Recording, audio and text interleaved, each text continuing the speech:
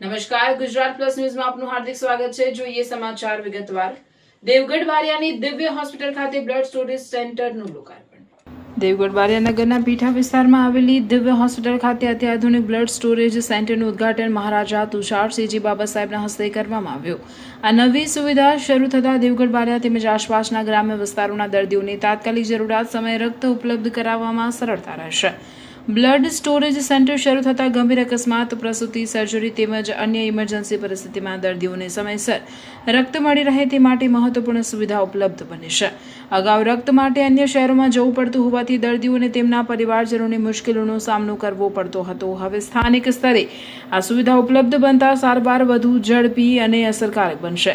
Blood storage સેન્ટરના આયોજક doctor કે કટારા, સાહિલ બેંગ મિર્ઝા અને જય સહાનીએ ઉપસ્થિત મહેમાનોનું સ્વાગત કર્યું। કાર્યક્રમમાં તબીબો, આગેવાનો, સામાજિક કાર્યકરો અને નાગરિકો ઉપસ્થિત રહ્યા હતા। રિપોર્ટર સૈફ ખાન, પઠાણ।